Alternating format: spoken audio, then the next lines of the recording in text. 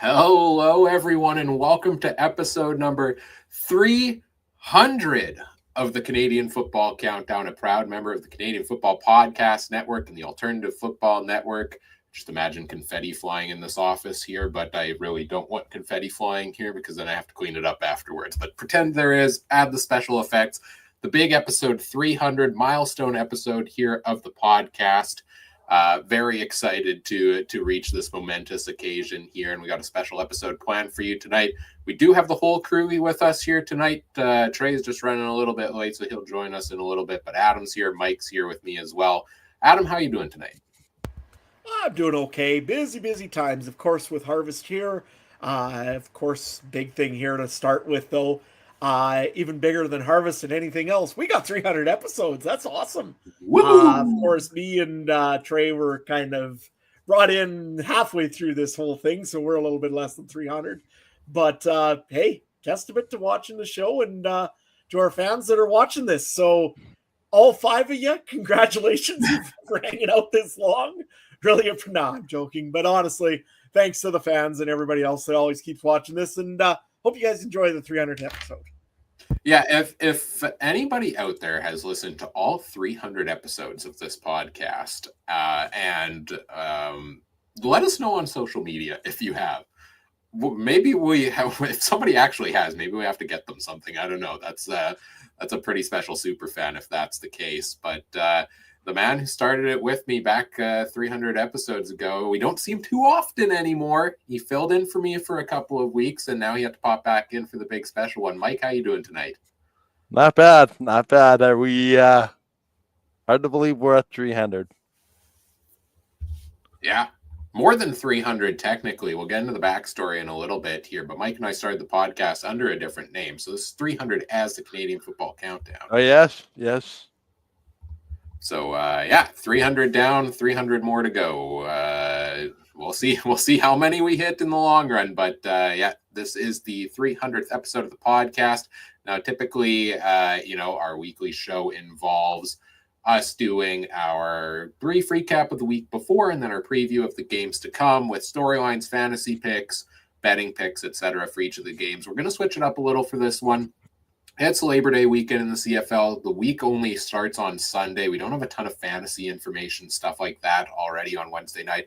And we wanted to do something a little bit different. So tonight's episode, we're doing Ask Me Anything. We put out the form on social media. We put out the form in our Discord community. Folks could send in questions about the podcast, about each of us outside of the podcast, about the CFL, about any other random topic they wanted.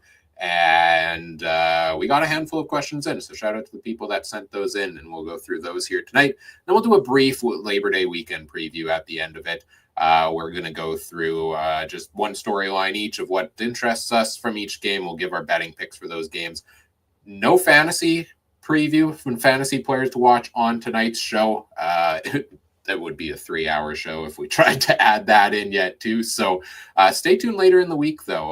Labor Day weekend, only 3 games makes a tough fantasy week. So I'll have a fantasy preview out on our YouTube channel, a little separate mini bonus episode later in the week on Friday or Saturday covering in depth on all the fantasy options for this week. So look forward to that. But here we're here to talk about us because that's what a true narcissist does, right? You record 300 episodes of a podcast that few people listen to, and then you celebrate yourself for it. So that's what we're going to do here tonight. We've got our set list of questions already. We might have some more come in live because we are live on our YouTube, Facebook, and Twitch pages, thanks to our presenting sponsor, Game Time TV. You can learn more at GameTimeTV.ca or Facebook.com/GameTimeTVMB. Or just stay tuned later in the podcast. You'll learn plenty about Game Time TV at some point during this very episode, I'm sure.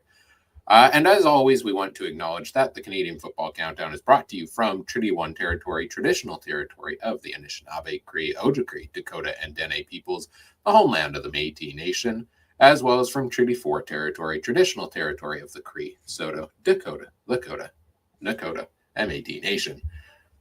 We've talked about the Discord community on almost every episode for the past 100 or so, but we'll talk about it one more time here. As I mentioned, a lot of these questions that we got here tonight actually did come from the fine folks in our Discord. We've got a pretty good community growing over there. So whether you're joining us here for the first time in episode 300 or you're joining us for the 300th time or anywhere in between.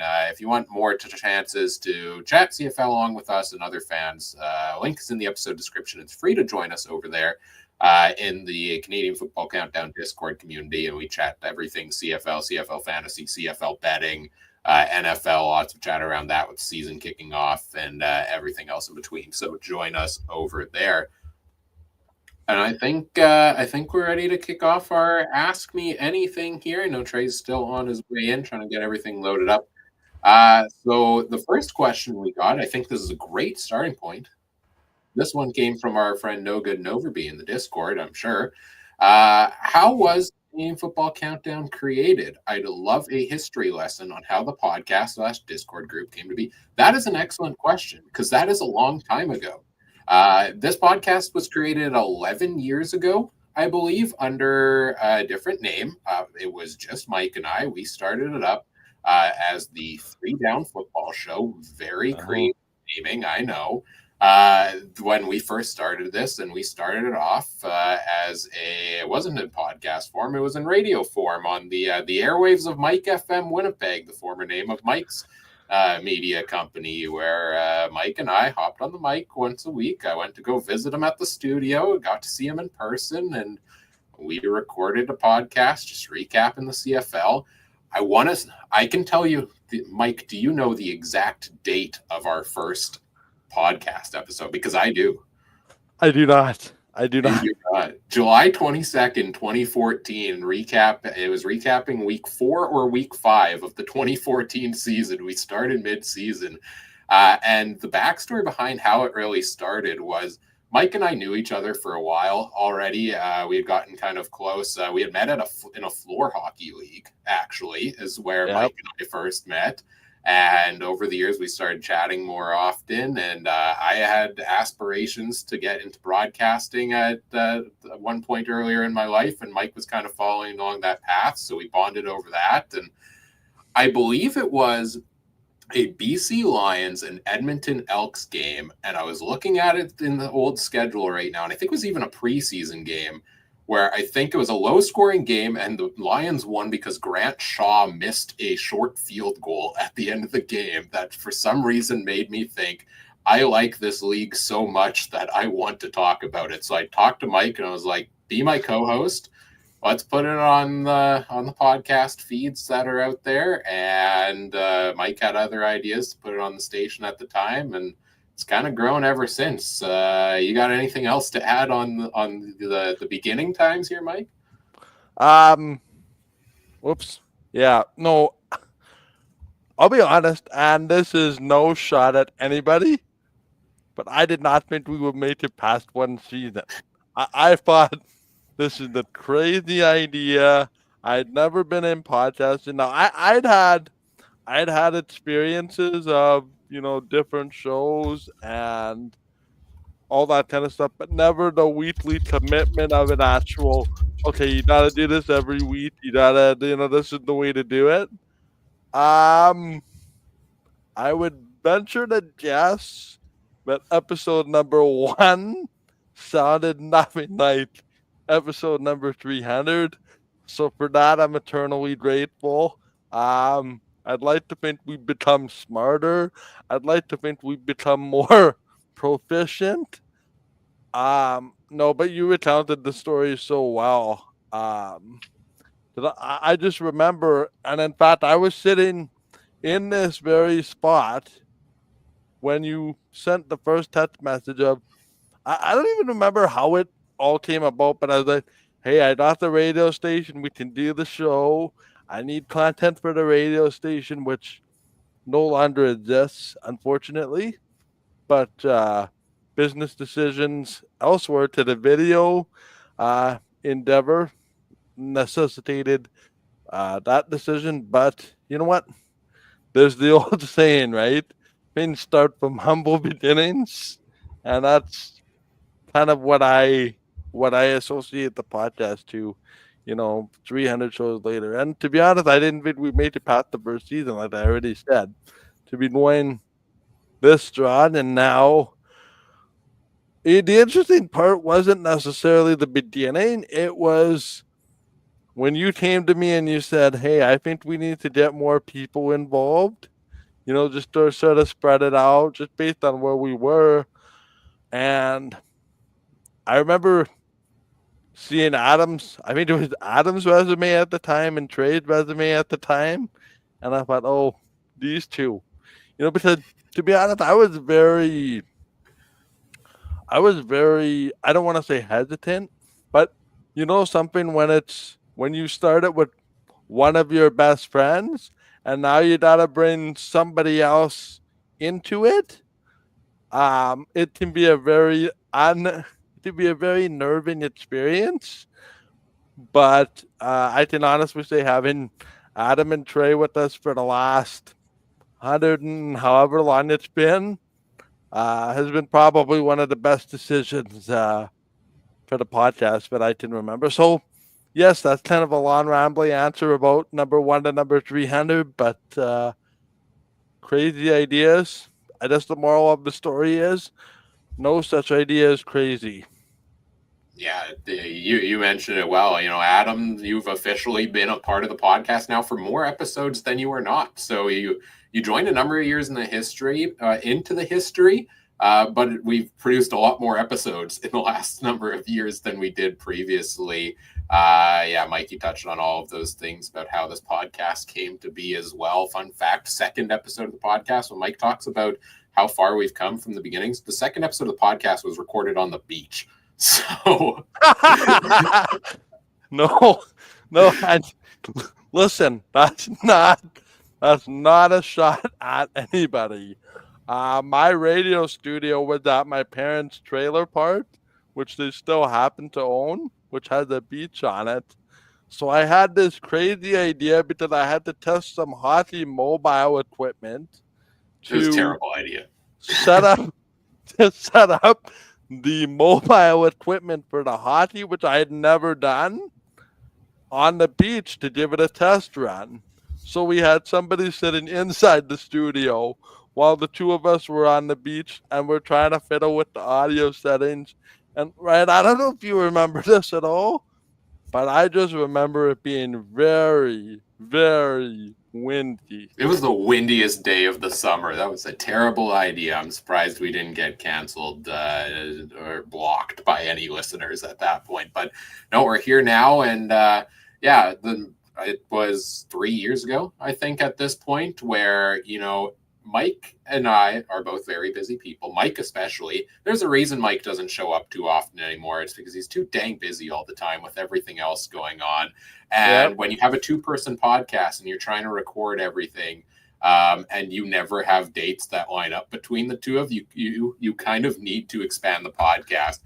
And so we decided to put out the call on social media. And when Mike says resumes, that's a very loose term. This wasn't like a formal job application, but we put a form out there saying, hey, who's interested in joining the podcast?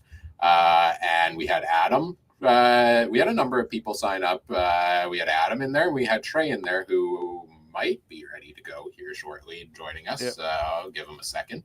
But Adam, what prompted you to fill out this random form from this random podcast online and brought this farmer from Saskatchewan that we had never met before into our lives? Before you answer that, I think Trey is ready to go, so we're going to bring him in. Trey, how are you doing this evening? Oh, 1 second. I'm great. Oh, that was just 10 mgs. Okay, we got to get this show done. Anyway, I'm doing good, guys. This is going to be a fun show. All right. I'm being late. I was hearing some of Mike's sob story, man. I love it. 300. Let's go. Well said. Well said. Okay, we'll go back to Adam here, and then we'll get your take on it, Trey. But Adam, what prompted you to sign up to join the podcast 3 years ago? Well, you know what? I was actually going, and I obviously I follow a lot of podcasts. When I'm out seeding or spraying or combining or doing all sorts of stuff, most times when I'm driving around, I'm listening to podcasts. There's 2 podcasts I really love listening to: CFL podcasts, because I love the CFL. I just like anything to do with the CFL in general. But I like the Riders, obviously, but I do love the CFL in general, and just the way the league is and the way it's run and everything else is really a fun league to follow. And the other one that I always listen to is oddly enough, it's true crime podcast. So if I'm not listening to the murder of somebody, I'm probably listening to somebody trying to murder the CFL on a podcast. But I was listening in, and there's a few times I was buddies with actually another podcaster quite a bit. So I thought, you know what, he needed some help with the podcast. So I was helping him once every so often fill in the 2 and Out CFL podcast back in the day with Travis Cura. And all of a sudden, a thing said, hey, we're looking for a podcaster over to Canadian Football Countdown. And of course, I had listened to the podcast before this, and I was like, it's a pretty good podcast. Has a lot of bomber talk, but it's good. I don't mind it. So you know what? I'll go and apply. What the heck? I got nothing to do on one of these days or anything else. So figured, okay, well, sure enough. So then, we had a few guys. Ryan goes and he gives me the grilling of an interview. I mean, it was such a tough interview. I don't know how I could withstand it for a podcast. But nevertheless, he for some reason kept me and said I'm decent enough, I guess, to stick around. So no, that's really the way I started into it. Mainly thought, you know what? I just like talking CFL, and if somebody wants to listen to what I actually have to say, why not? I'll be on a podcast. So, yeah, that's my origin story. It's good practice for the future farming podcast, right? Absolutely, and I do listen to a few farming podcasts, but actually not as many as you think. It's mostly true crime or CFL. Fair enough. We can still make it to CFC. It's just the Canadian Field Countdown for Adams Farming, or Canadian Farming Countdown. There we go. I don't know why I want field over farming. That's an odd choice. Trey, same thing for you. You decided to randomly fill out this form online 3 years ago, and now you've been stuck with us ever since. What prompted you to do so? I don't remember. I don't remember at all. I never heard of you guys. Didn't know what the heck. I just saw some. Hey, when I joined a podcast, and I said, "Sure." What's the worst they could say? No. And then 2 days or 3 days later, hey, you could be our betting expert because you know horse racing. Is pretty much what Ryan said. I was like, okay. So, like, why not? And now 3 years later, my betting record's like 2 or 3 better than you guys. So yeah, here we are. Hey, resident betting expert, still going strong. It was a good choice because you're clearly the expert on the podcast. Yes, lots of good fun along the way. We did put them through a little test interview podcast. You can hear that in the podcast feed. I think it's like episode, I want to say 133, 134-ish. Each of them had one. So you can go back and listen to the early days of Adam and Trey on the podcast if you want to. Next question came in actually from me. 300 episodes in. What's everybody's favorite podcast memory? Mike, you said you had one loaded up immediately before the show, so you can go first. Yeah. You asking me the question, Ryan. Will you be my groomsman? Stands out to this day. Easiest yes of my life. End of story. That was it for me. Actual podcast memory. Going 3 hours on episode 100 after the Bombers won the first Grey Cup since 1990 in 2019. We were crazy back then, but now we do 8 hours on free agency day, so that was pretty much just a walk in the park. But those are the two that stand out for me. If I wasn't crying already, I am now after that. Did I ask you that on the pod? I think it was right before the podcast. Yep. Yeah. Nope, you did not. All you said was, I have something to ask you, made sure that you are paying attention. And I think you titled the original podcast, "Will You Be My Groomsman?" to give people's attention. Groomsman. No, I vividly remember that one. Yeah, I was not expecting that. And for the record, that was the easiest yes I think I've ever had to tell somebody. Wow. All right, who's got another fun memory before I cry? Trey, you got one? Well, first of all, I don't need any groomsmen, but you three can be my pallbearers. You know what I mean? Yeah. Oh, great! We got to carry you around. Yeah, I look forward to letting you down one last time. Yeah. The only thing that comes to my mind has to be the pizza episode. Like, I don't know. I don't even remember when that was. I'm so bare. Like, time frames are out of my head. But just being like, oh, this episode needs to end. The pizza's here. And then I show up with pizza with like 20 minutes left to go. If I recall, that was the first time you hosted an episode of the podcast. I think it was just me and Trey. And I was like, sure, you can have the host chair tonight. And suddenly he's like, okay, can you do the closing? I got to go step out for a second. He comes back in with a pizza. It's like, I guess, sure. You can't let it stay out in the hallway in an apartment in Winnipeg, man. It's not going to be there. That's a good one. I forgot all these things. What you got? You got one that comes to mind? Biggest of all, there's two that remind me of two things. One, the episode where Trey did one in a bathtub. That was a disturbing episode. I don't know why I remember that one so right, that's a jacuzzi in the hotel, man. That was awesome. Yeah, that's what it was. You were in a jacuzzi in the hotel, like, just celebrate. It was in, I think you were in Calgary. And I was like, I was in Calgary. Like, what are we doing here? Like, okay. This is getting demonetized. So yeah, that was that one. Mind we never get monetized, so whatever. Anyways, so that's one of them. The other one was when I actually described a whole CFL, all whatever teams were playing in Thanksgiving, and described them as some sort of piece in the Thanksgiving. Oh, that was dinner. a good. We got to make that an annual tradition. We got to do that again this year. Yeah, and then I think one of my favorite episodes though of all like that we do all the time is the official roast of the CF countdown team at the beginning of our fantasy drafts. Those are so great. Yeah, I have a notebook full right now, guys. Don't worry. I am terrified. Whoever wins the fantasy league each year gets to roast everybody else at the start of the draft next year. It's the highest prize you could get for a fantasy league. Mm-hmm. And current leader in the clubhouse is Trey, after passing me this week with one of the top scores of all time. So kudos to you, Trey, for a big week this week. My favorite memory, I think I've been part of more episodes than everybody here on the podcast, right? Because I've been here from the start. And so there's a lot to choose from. The one that comes to mind is the time Mike and I were in the studio and our podcast got interrupted by a frog that came hopping into the studio that we peacefully let out of the studio. And I turned it into a meme and made a new profile picture for our social media. And the frog, Hoppy the Frog, did a takeover of the Canadian Football Countdown social media for a week after that. That was a good time.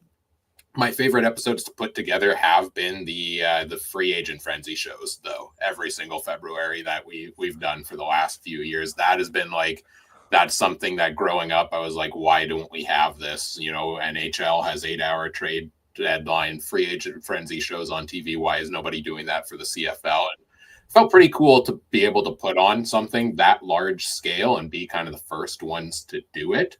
And we've done it the last couple of years, and a lot of work goes into it. I think I put like a month of prep, and I do more promotion 1 week leading up to that than I do for the show on social media the rest of the year. But to be able to do an 8-hour live show and rotate in guests and rotate in everybody and the free agent tracker and everything like that, like, that is probably the largest scale we will ever get for an episode of this podcast. I don't know if Free Agent Frenzy will come back in the same capacity next year. I'm not promising that. I think the whole negotiation window now, maybe the format needs tinkering with based on that. I know there's other sources out there that are also doing their own longer form content now. So, you know, viewership is spread out thin between that and a lot of work goes into it. But those are always going to hold a special place in my heart, is doing those episodes, because that's really was my special project that I was able to deliver with the help of these guys here. I have one more. Ryan, do you remember this one? Maybe. What is it? My broken the doorbell. How it was yeah, Mike's doorbell started going off constantly during an episode one day. Yep.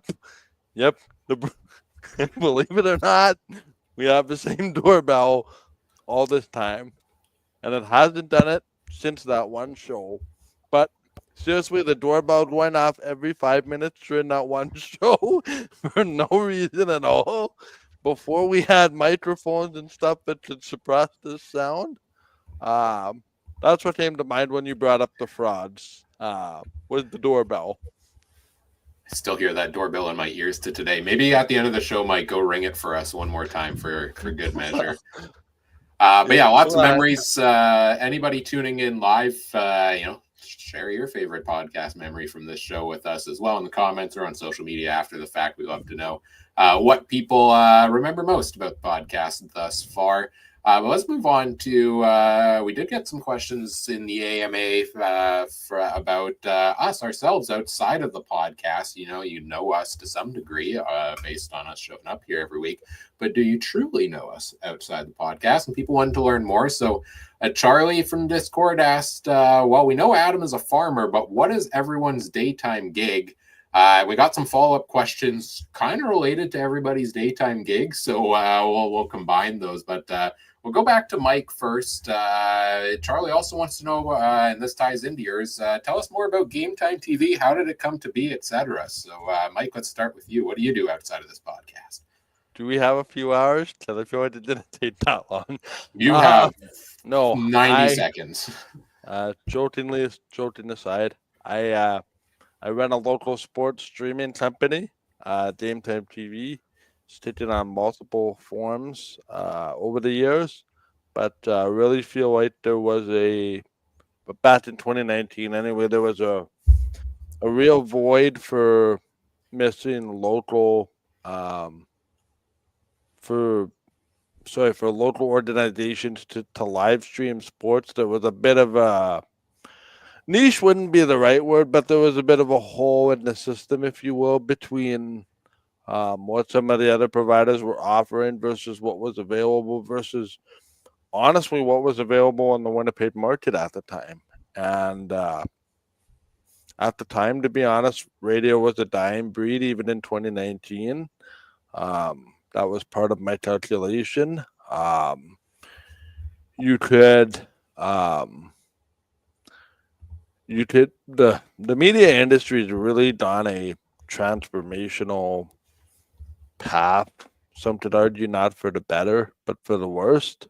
But that's besides the point.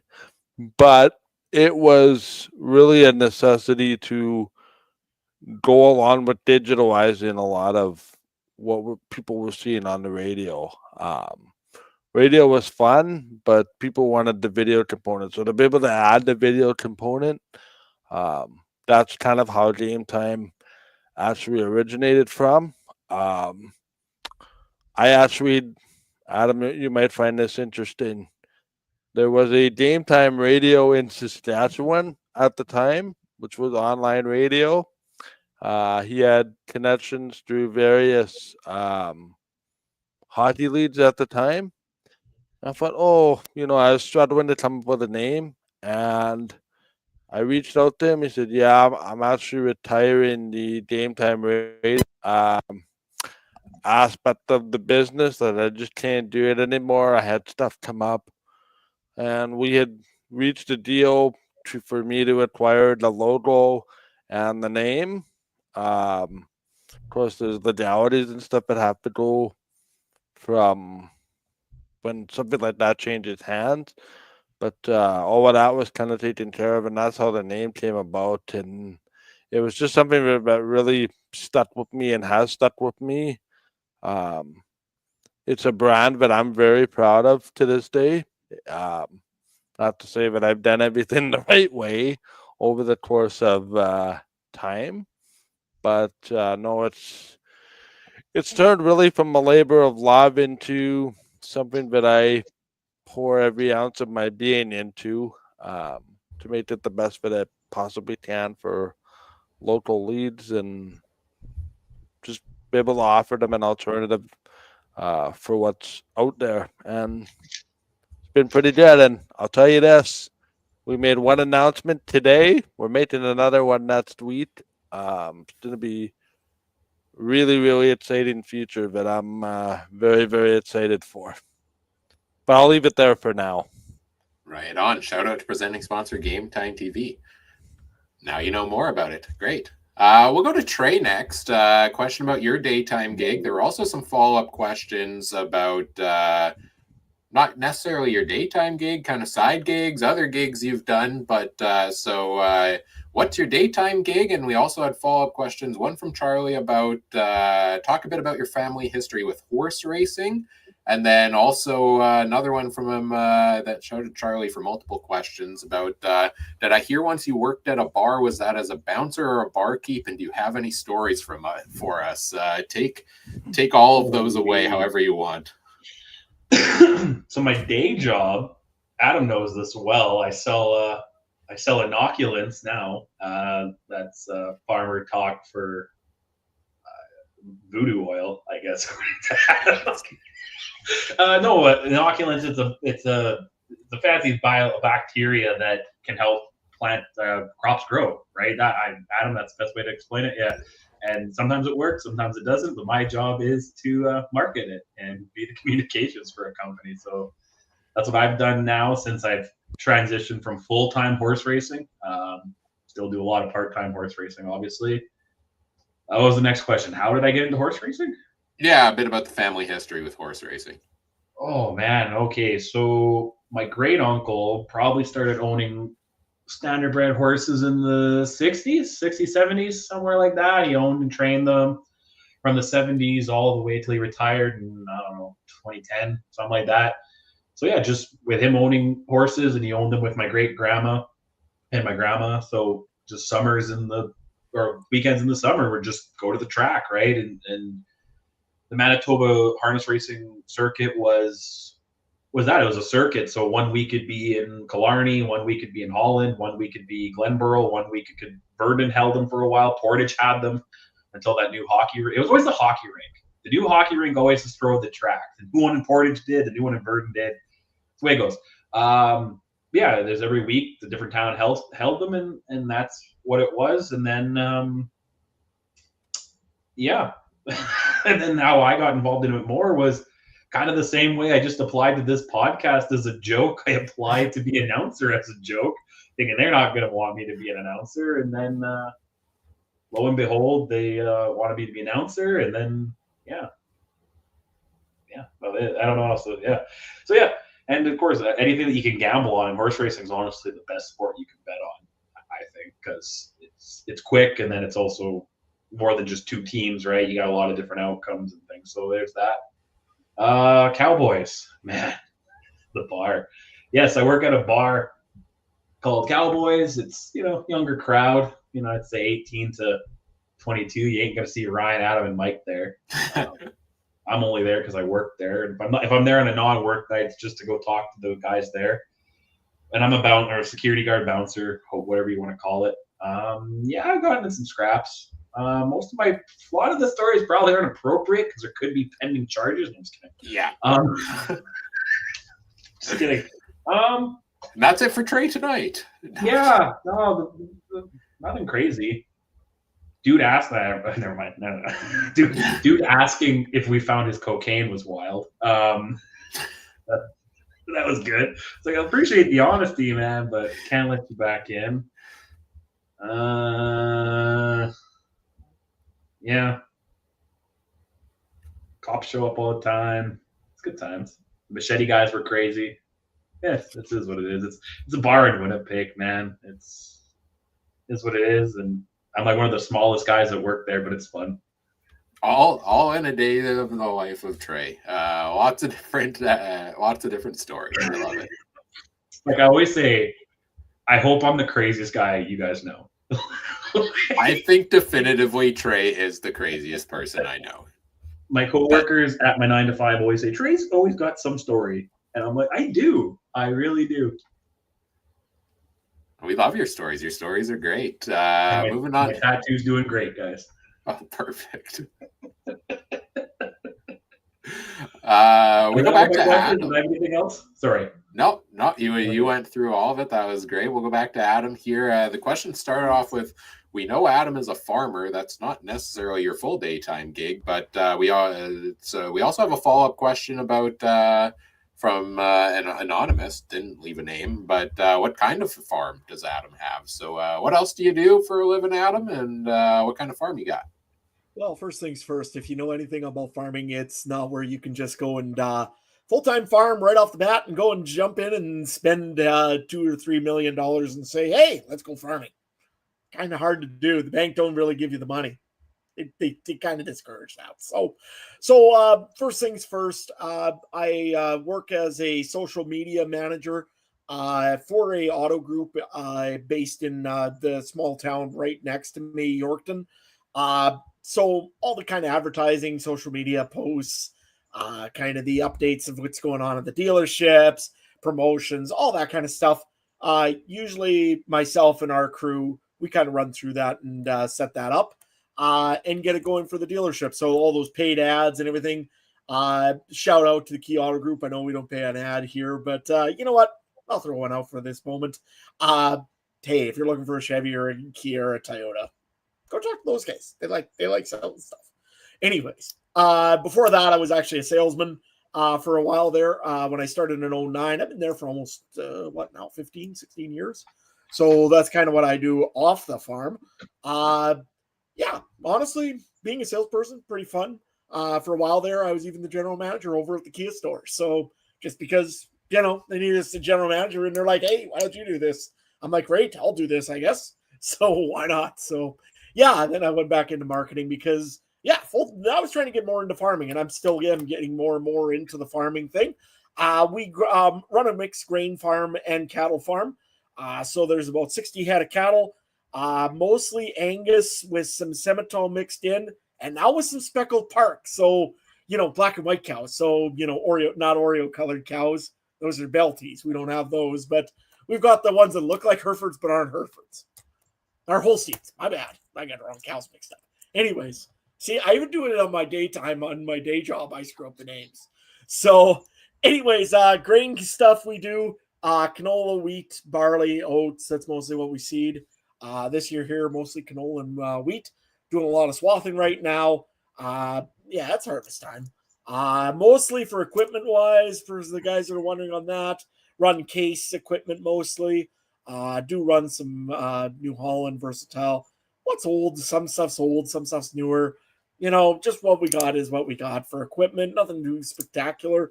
We're a very small farm. I mean, I run, like I said before, about 600-700 acres. My father still runs about 320, 350. And with 60 head of cattle, that's all we need between the two of us. We don't have hired workers. We don't have anything else. We do it all ourselves. So it's a lot of work between that and full-time working off farm. And also, again, I volunteer with the rec board in town. As I've said in this thing here, we're the official, unofficial sponsors of the Theodore Buffaloes, or the voice of the Theodore Buffaloes. I do help manage that team. But lots of stuff I'm involved with. I'm busy with everything and probably not busy enough for anything. But that's my extent anyways. If you're really interested, follow me on the socials. You can see pictures of what I'm doing. Or check out once the in a while, Discord. I'll use Trey's biostimulants.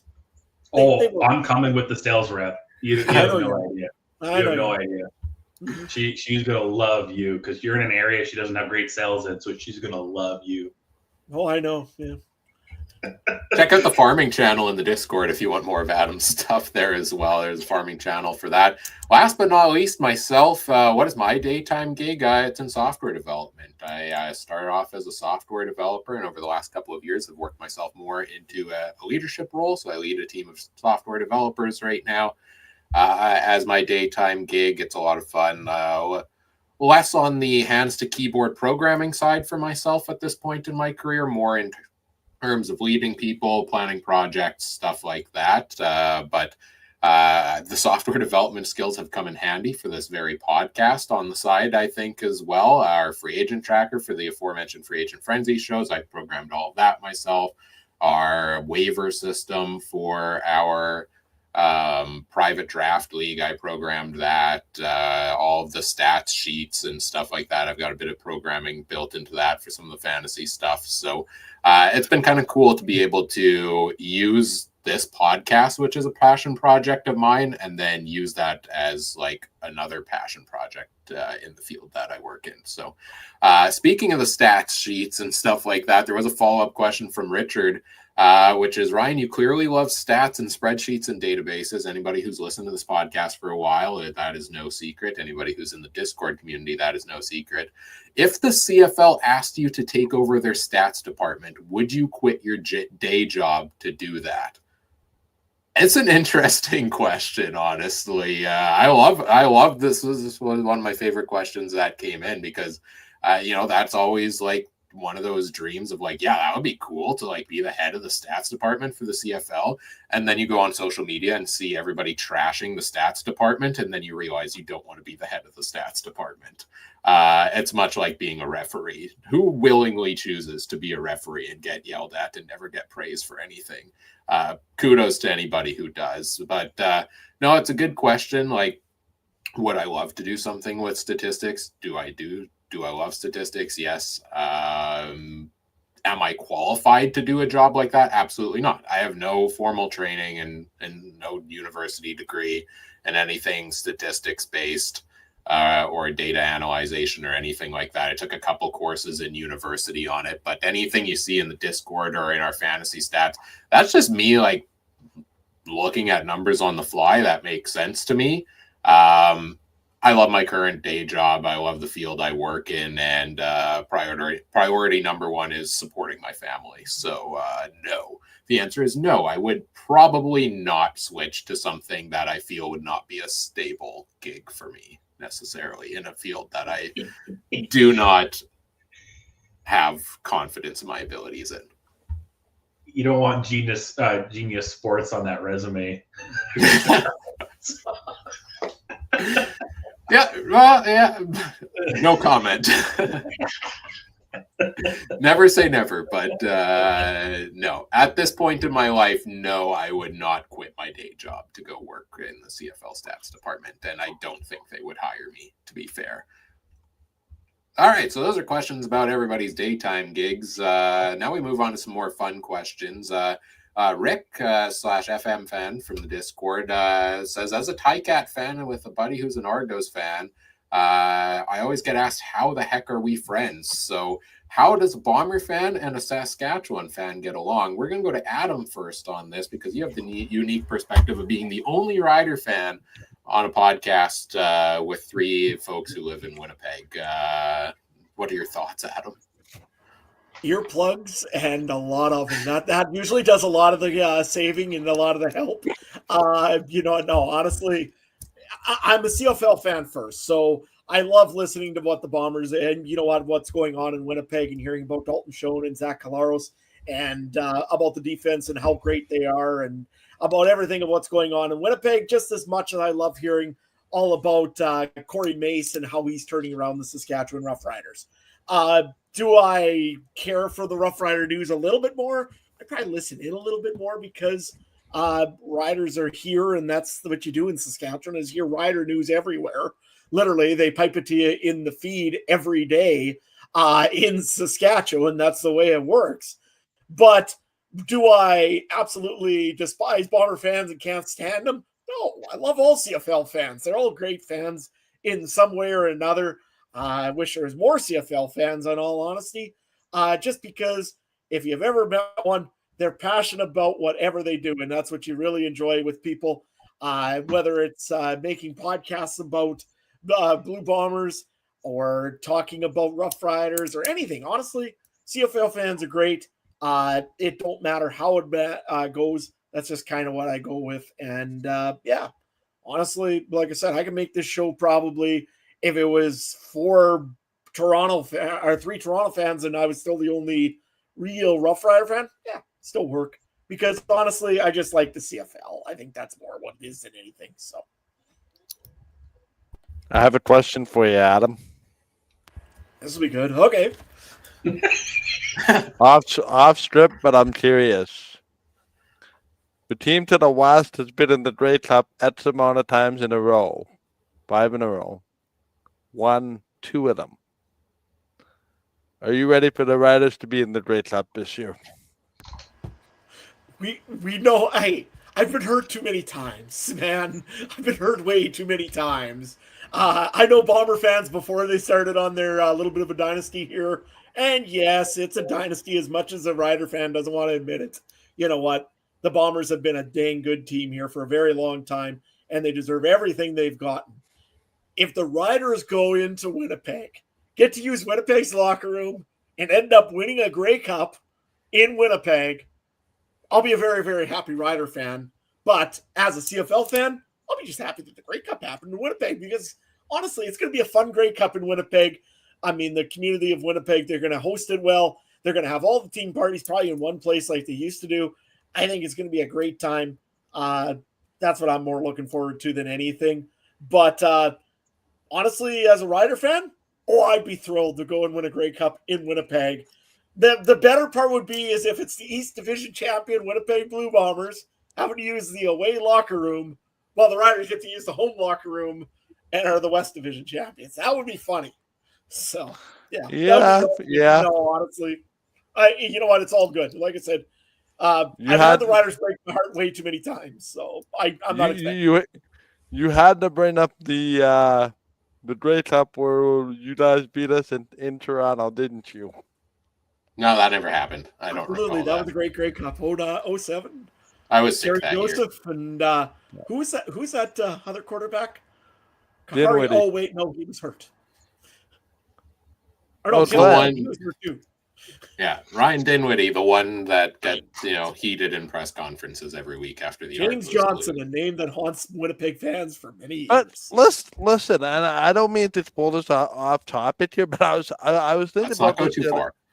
I was thinking about the other day when Dinwiddie played in the Grey Cup for Winnipeg. Okay, that was his first game.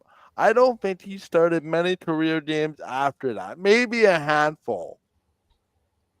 Who would have thought he would be one of the best head coaches / offensive gurus in a game that he never really necessarily played as the number one guy?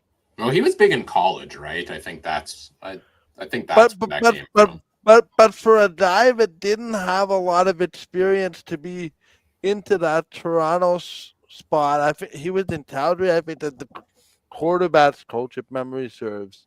And now he's one of the best offensive minds in the game. I think he's the best.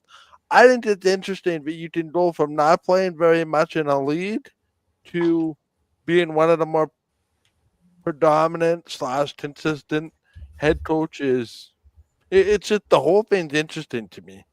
Oh, for sure. Yeah. No, I've thought of that before. The other thing also, though, that I always found too, Mike, I mean, yeah, Ryan Dinwiddie's one, but remember 2019? How close was Mike O'Shea to being fired off of that Winnipeg Blue Bombers team in 2019?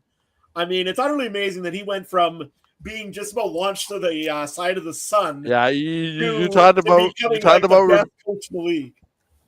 Yeah, you talked about revisionist history, right? If Fajardo doesn't hit the goalpost, on the last play of the game, how does that end up, right? If Zach Collaros doesn't get smoked by Simone Lawrence, because he stands up flyer.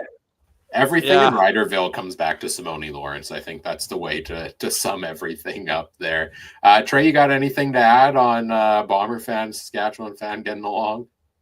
Oh, man, I grew up along the border. Adam is pretty tame to what I've grown up with, man. My best friend in high school was a Rider fan. Anything, if anything, it's the Bomber fans on the podcast that pisses me off more. He's on his phone, so it's okay. Love you, Mike. But no, Adam's fine, man. I'm the same way as like what Adam said earlier. I feel like I'm more a CFL fan than I'm a Bomber fan at this point in time. Like, if anything, it's not that I hate Adam or love Adam I love Adam. Adam's great. But in terms of Rider fans in general, like I don't hate them. I don't love them more than any other group. I just like really don't care about you any differently than any other group. Like to me, like I said it this week that I don't really see like the fun in Labor Day weekend necessarily. Like rivalry games, I don't care about them. I don't care about winning or losing against the Riders any more than I do against Montreal or Ottawa because I enjoy all teams. Okay. No, you're wrong. It matters. It matters a little bit. Does it though? Because at least I can't. I'm not gonna be able to sit here for a year listening to Adam if they sweep the next 2 weeks. I like Adam, but I don't want to be here. I had to step out for a second before because while we were talking about Riders fans and Bomber fans getting along, I had to get an item for show and tell that I figured would be applicable. If I didn't know a Rider fan like Adam, I would never have this Gainer the Gopher stuffy in my house that Uncle Adam had sent as a gift for the kids. So, yeah, there's Gainer the Gopher in his Riders jersey in my house. Thanks, Adam. You're going to have to deal with Rider fans growing up in this house. The thing I could do is make sure that Ryan's kids got the Gopher. That way they'll love it and, they won't want to let go of it. And Ryan has to look at it for the next 5 years. No, honestly, Gainer's like top tier amongst Riders Nation. So go Gainer. All right, moving on to the next question. This one was sent in by Anonymous, but I believe I know who sent this in, actually. The question is, who's the Luke Wilson of the group? And I am 99% confident this question was actually sent in by Trey because this question appeared in the list at the exact moment or 1 minute after Trey made a comment in our private chat about the questions in the list. So do you want us to just say it's you? Because I think it's you. I honestly wanted to know. So I was curious. Really, I was actually more wondering if anyone was listening had a suggestion of who the Luke Wilson of who's going to get told to be quiet on Twitter for a week out of the four of us. My confident answer is it's probably you. Well, I haven't been kicked off yet, so Yeah. I'm happy about that. Yeah, the Luke Wilson of the group is no longer part of the group already anyway, you could argue. So, that's actually funny. Okay, side note, I know we don't want to talk about it, but could you imagine what like since we're having this 300 show, wonder what it would have been like if we had our long lost fifth host that. Yes, of course, around the same time Adam and Trey joined the podcast, we did have somebody else that was welcomed aboard as well. It did not end up working out. There was an incident very early on. We parted ways before we had ever really started. But yeah, that was they were not the only ones to join the podcast at the time, which is why if you go back to listen to their intro episodes, you will find the lost missing episode in the feed because we pulled one of them. But yeah, more on that another day, perhaps. This just came to my mind. I always forget, and then we have like a flashback episode, and I'm like, oh wait. Yep, yeah, absolutely. No, you're right. That character that gets written out of a show, and you wonder where they went. But to answer your question that you submitted as anonymous of who's the Luke Wilson of the group, I think it is you, Trey, because I think it is because I think you are the person here most likely to take something that everybody else agrees on and take the opposite stance and argue that stance and not hear any argument against it. So. Oh no! He's the only one that I think could ever make up any kind of random word and make the word nuppity or something. So I still don't know what that is. And I've Googled it. He tagged me to read the definition, and I still don't know what it is. Oh, great! So, but he didn't call me one. I just asked him what it is, and he said, "Look at my whatever." And I was like, "Oh, it doesn't help."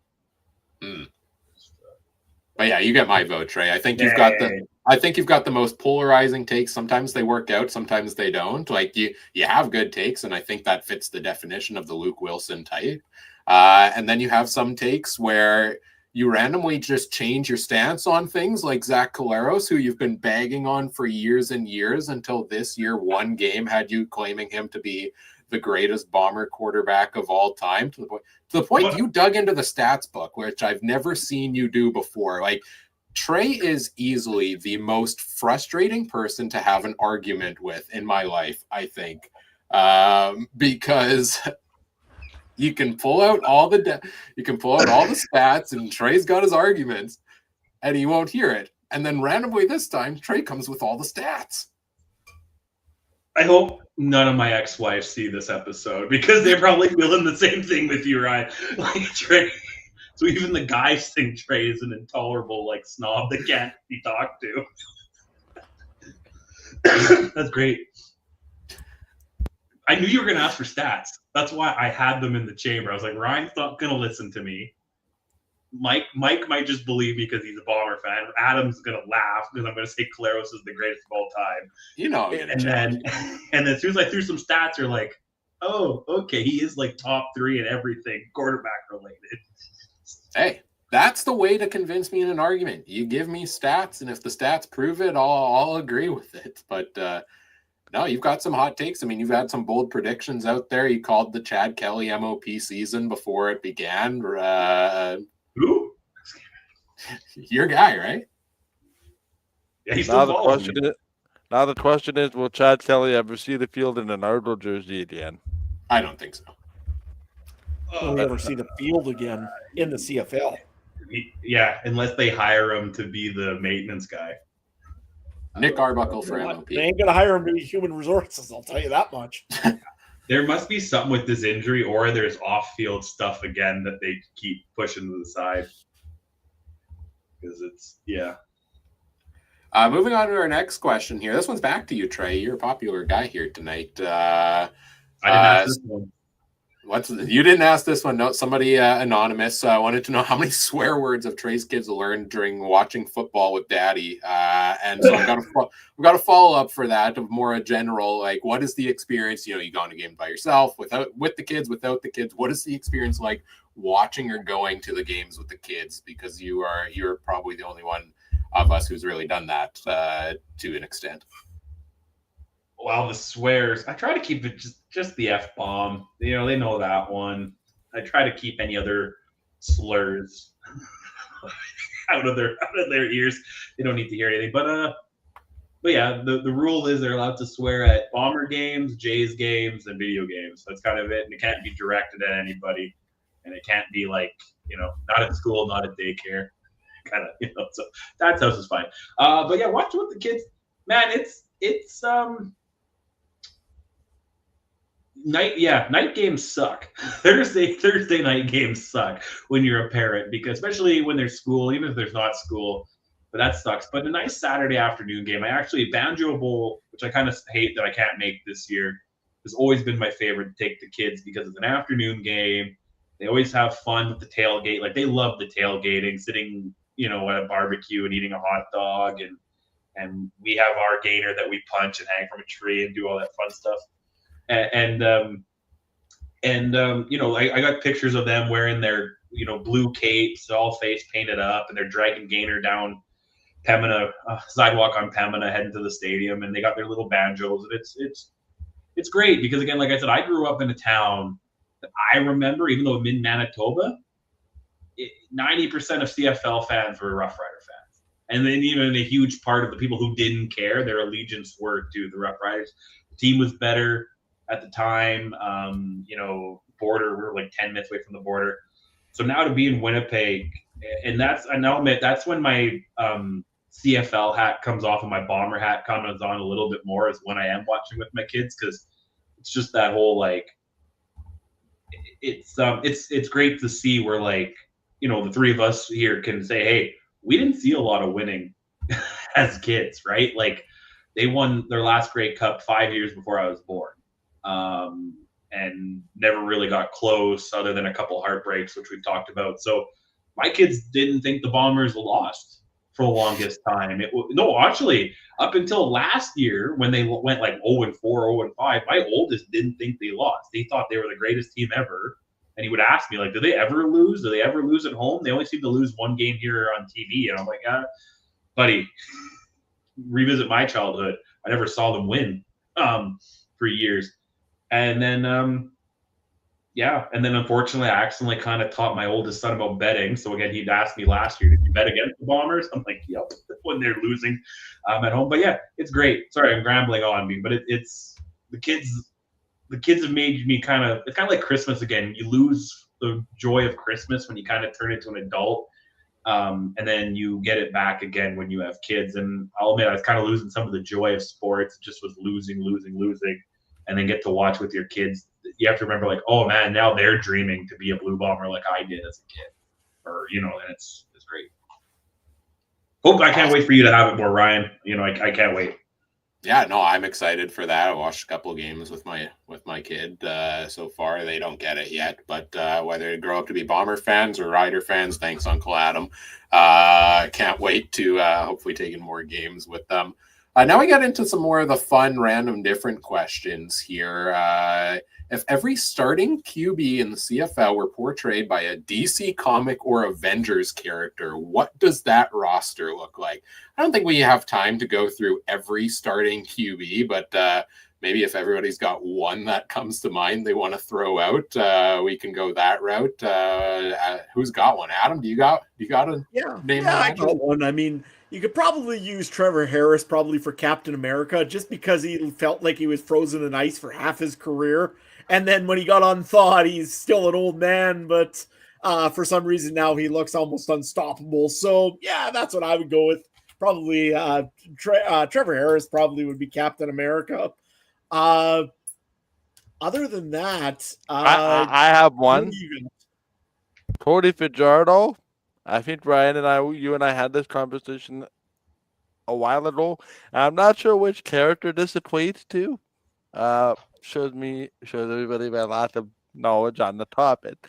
But I think of Cody Fajardo as the one that everybody loves to hate. For whatever reason. He can't get a starting job anywhere. He's relegated to the backup. Yet when he plays, he looks like an awesome quarterback that gets the short end of the stick a lot of the time.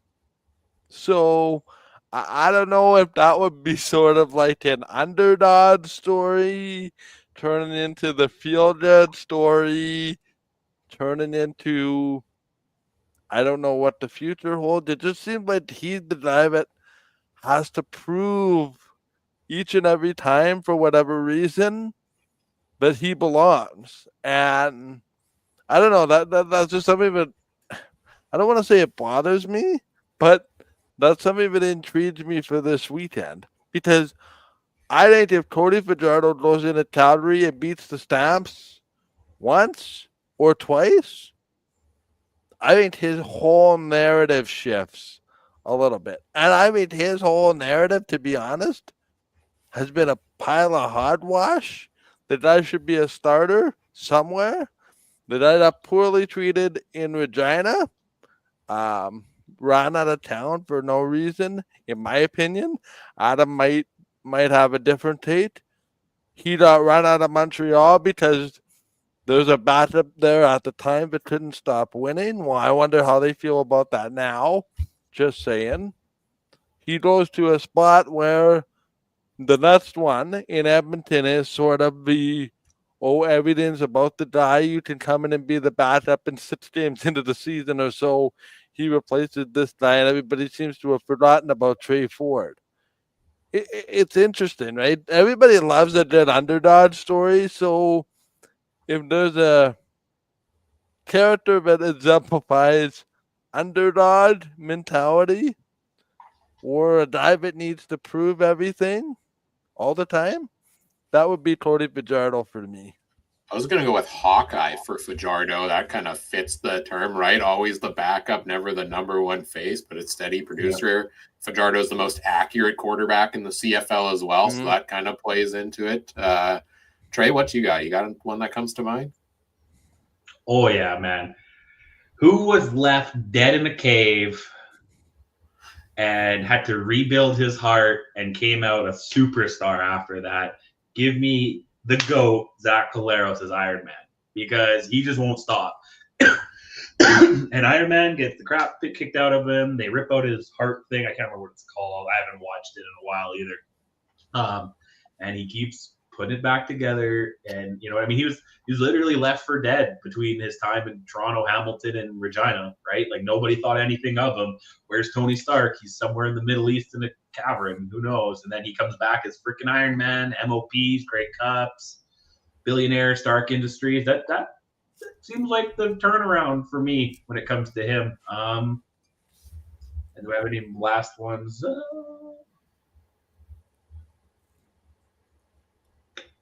I got one.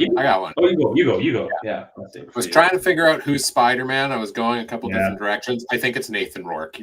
Especially if we're talking like Avengers, like Marvel Cinematic Universe Spider-Man.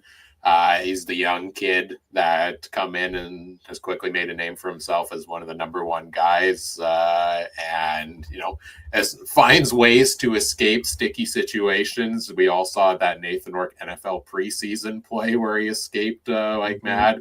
Last week we saw him run for a 47-yard run, and you could argue Spider-Man over the last couple of years has become one of the top faces of the Marvel Cinematic Universe's Avengers, and I think Nathan Rourke has done exactly that.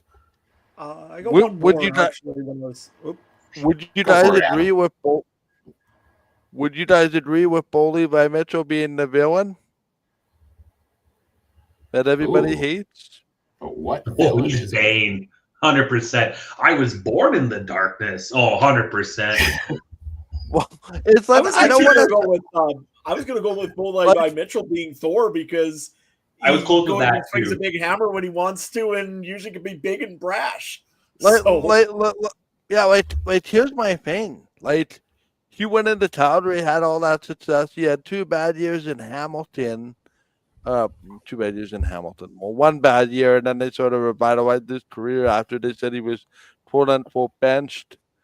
I don't know. Like, to me, Bo just seems like that villain type that, like, you don't want to put his name in the headlines of the defense because he'll light you up for 400 yards the next day and say, see, I told you so. But I was trying to think of, like, when you're talking about overall villains, I can't think of anybody better than Bo Levi Mitchell because you write him off and then he puts 400 up on you, and there's a reason he's out there near the top of a lot of CFL statistical categories this year. See, I like Adam's pick there of Bo as Thor, though, because Thor was like elite part of the Avengers many years. Then he had that fall off, right, for a little bit there where he, fell off and ended up just chilling on the couch for a segment there. And then all of a sudden now Thor is back, right? And I can talk about the Bo Levi Mitchell down here. This was a fun question. I think this was the most fun question we got. So shout out to Anonymous for submitting, whoever submitted this one. Maybe, future offseason podcasts along this category of what thing in this category is each starting quarterback or each starting running back. I love the question. This goes along with Adam, your naming each game after a food on Thanksgiving, which was your highlight earlier. So, all right, moving on to our next question. We've got 3 left here that I think we'll try to run through quickly, and then we'll get to some quick game previews to end it off. If money wasn't an issue, who would you have Grey Cup halftime show? Who's got one? I do. Mike. Taylor Swift, hands down. That would be mine too. I'm so over it. Good night. Call it a night, everybody. She may be busy in the next year. I'm sure they're not planning any sort of fancy thing in, are they? I would think they got nothing. Maybe that's why she didn't return your calls last week, Adam. She was busy getting engaged. Fair. That might be a good reason. But yeah, the one I would go with, if it depends where the Grey Cup is. If it's in Saskatchewan or Winnipeg, Garth Brooks. That would be huge. It would go over real well in Saskatchewan. Like, I mean, come on, you know that every person can sing almost every single Garth Brooks song without even trying. We got to watch for Trey not to do. Yeah, I'm gonna demonetize because I got Friends in Low Places stuck in my head now. Thunder Rolls and everything else. I mean, so many good songs. And honestly, in Saskatchewan, Manitoba, even Alberta, he would be an all-star out there. I mean, would the show be maybe as big and hyped and kind of like just all over the place? No, probably not. But you don't need that. You need a good singer. And honestly, you'd sell out a Grey Cup before you'd even on the halftime show alone, let alone the actual Grey Cup. So, yeah, Garth Brooks would be my pick. Trey? Just looking at the answer from Kat, is AC/DC still alive? Good God. I think they're a little, maybe back in the day. Yeah, if I had limited money, I'd bring Ozzy Osbourne back to life. No, no, I don't know. See, I'm torn. I get torn because I don't know if the big name is always the right choice. Or, hey, we're the CFL. We have the frickin' ratio, for God's sake. Should we have tons of great Canadian talent, right? We've used that in the past. We've had Bieber. We've had Nickelback. We've had, there's that Lissa Alara.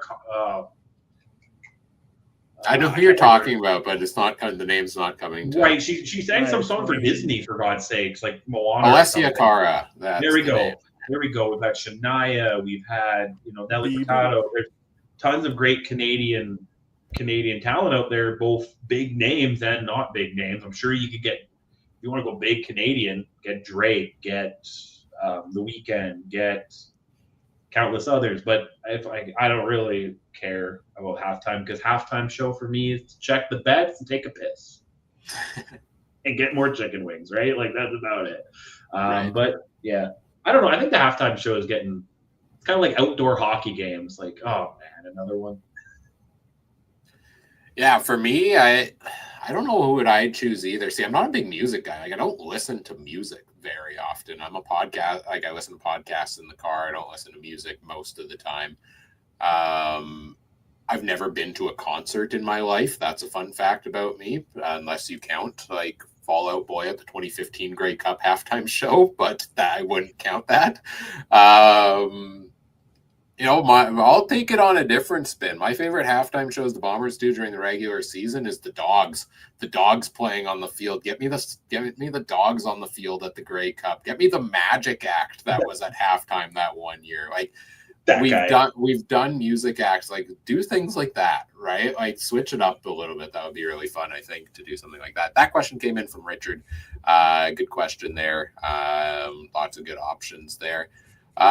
Bridgewater's Finest sent in this question. The player on a team's current negotiation list you would most want to see come up to the CFL. I haven't looked at the negotiation list too much. I know they're public now, so every time a guy gets added or dropped, everybody sees it, which is interesting. I know there's been a lot of movement on them lately. Does anybody have a pick here for this one? I'd love to, it's not going to happen, but if you want eyes to the CFL, both the Sanders are now on Toronto's, right? So I think Coach Prime, like, that kind of be wild. But other than that, yeah, I don't really know too many off the top of my head, like, because the only one I could think of is I would love that quarterback to come to Winnipeg, but that's not negotiation list, right? That's draft day. So, yeah, Toronto seemed to have a lot of movement with that. They've had a couple additions. I thought Saskatchewan had a quarterback they had added on their neg list. So, honestly, right now there's I want to see these guys who got cut in the NFL if they're coming back. Ontario Wilson, right? A couple of those guys would be interesting to see where they come back. Mike, you got anything cooking? Mike's got the negotiation list memorized, right, Mike? No, I'm just looking it up as we're talking. But no, I don't know. My mind is drawing a blank right now. I'll refrain from answering this question. How does that sound? That's perfectly fine. I mean, I'm the same way, right? Where, like, I feel like I know a lot about the CFL itself, but I don't know anything about college football, players playing in that, like who the prospects are. With no disrespect to most of these people on this list, I know nothing about them besides, the obvious names that are like NFL quarterbacks, which I'm sure we'll get Adam to talk about. I'll say this, and I threw this in the private chat today. I mean, it's interesting the Ardo signed Dudgeon today. Dudgeon, for those that don't know, the Heisman finalist or runner-up, one of those two.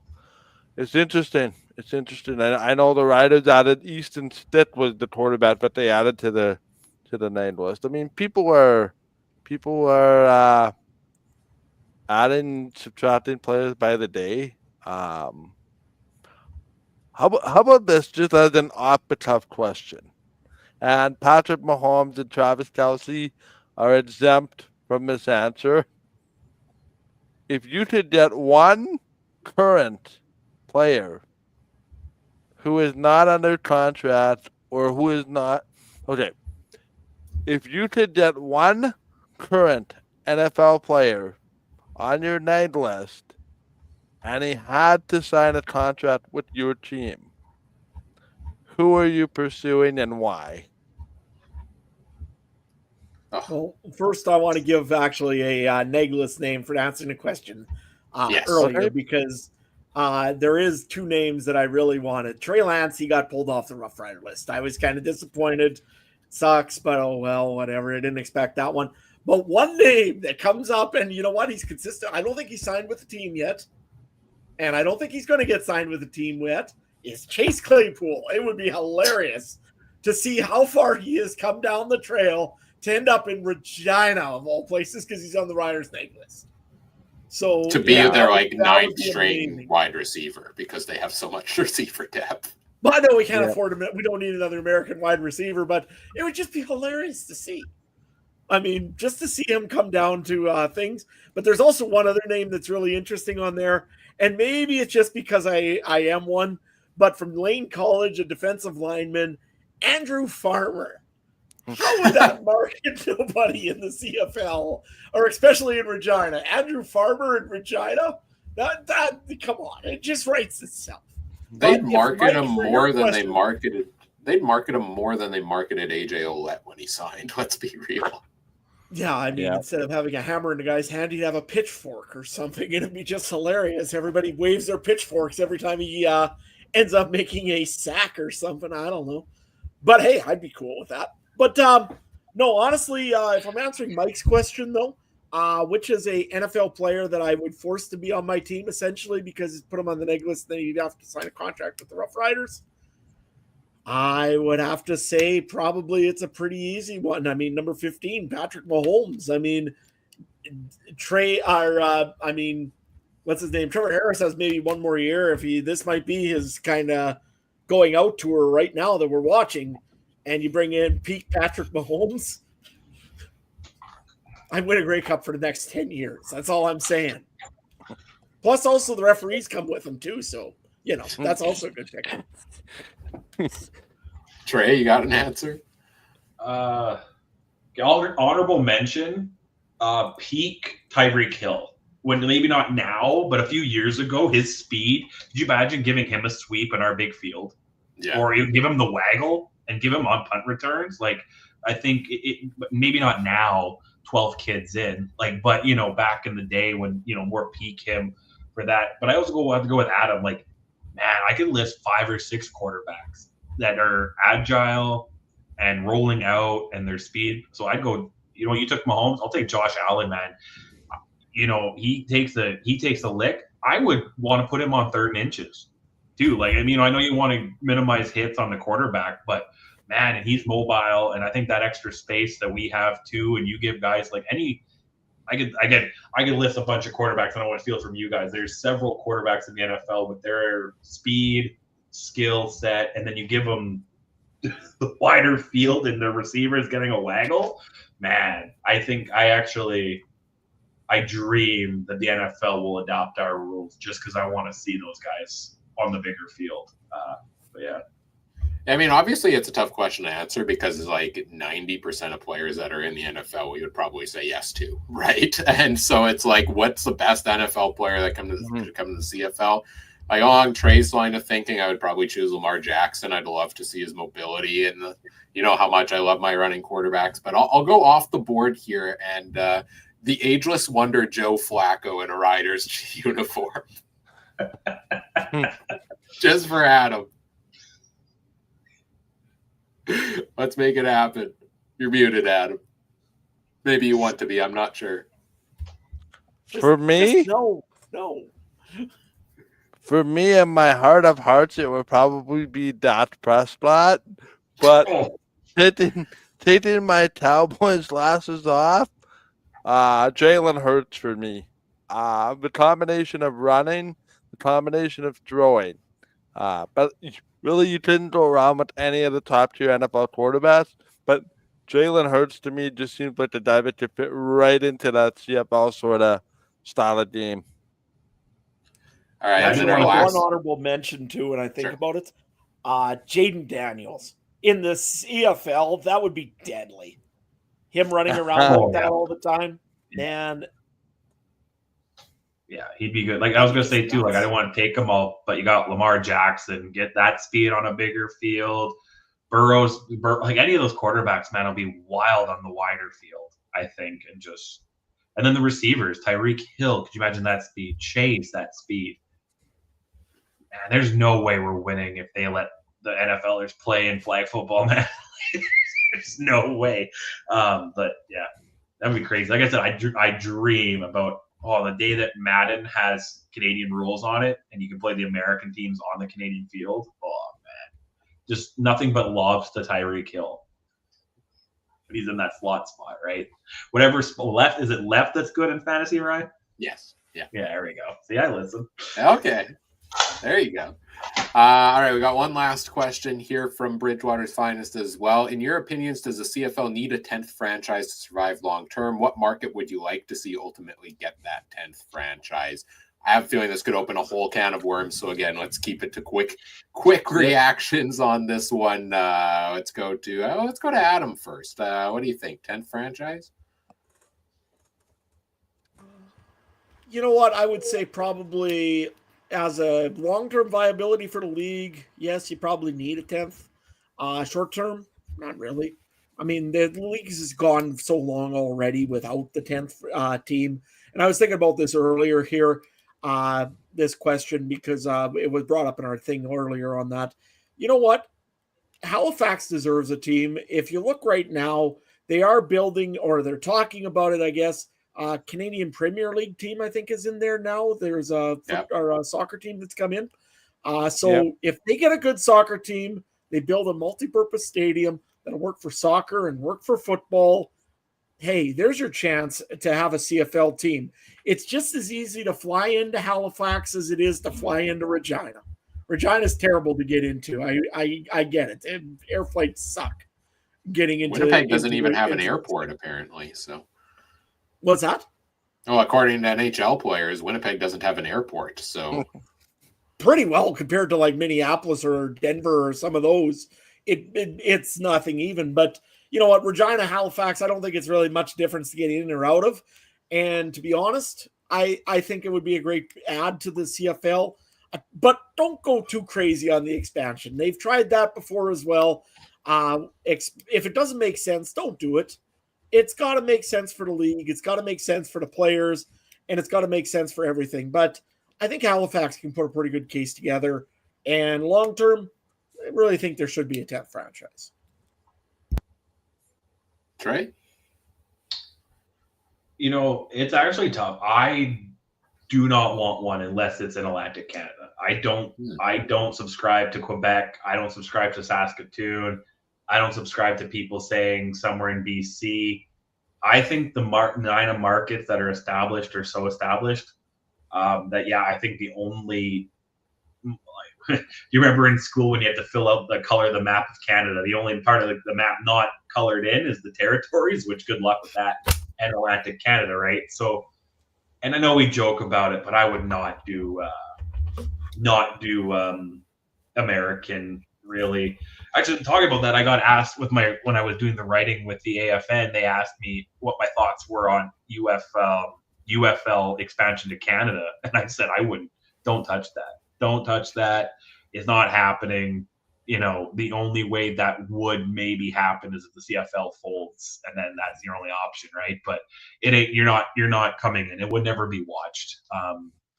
So vice versa. So I have to agree with Adam. Like, Halifax, wherever out there, they're passionate about their sports. They got their tons of their hockey. They're passionate about horse racing. The soccer thing's coming. I know all that. And if you can build a stadium that can do 2 or 3 things at once, like that's the gold mine, right? So I'd have to say Halifax, and if not, I'm completely okay with teams getting by week 1 and this ungodly schedule, because I would think that's better than forcing a Quebec or a Saskatoon or a BC that I just don't think would work.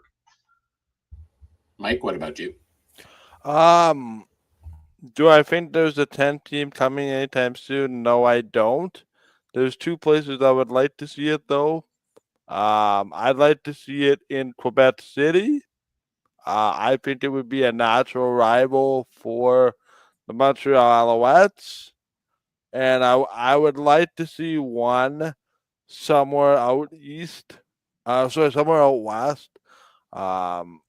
To me, the whole Langford, where the Lions played their preseason game, Victoria, might be an option. But I think a lot of those ones are pipe dreams, to be honest. But no, for me, if I had to put a team and I had all the money in the world and I was granted an expansion franchise, I would for sure plunk it in Quebec City.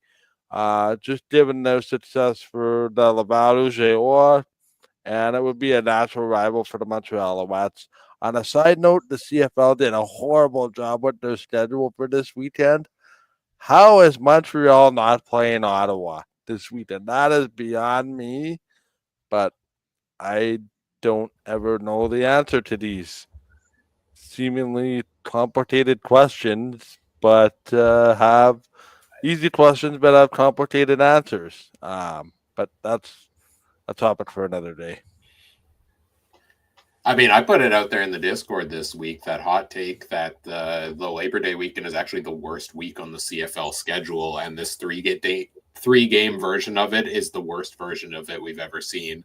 But Trey did make some good points. Again, one of our classic arguments, that it being the last long weekend of the summer, and maybe that played into it as well. But the fact that we had to go 8 days with no football after a strong summer, heading into, NFL season kind of clouding, people's football viewing time. Like, I feel like it just feels like we're losing a little bit of momentum by having this 8 days off with no football. And again, I'm not as huge into the nature of rivalry games, making it that much extra special than others are.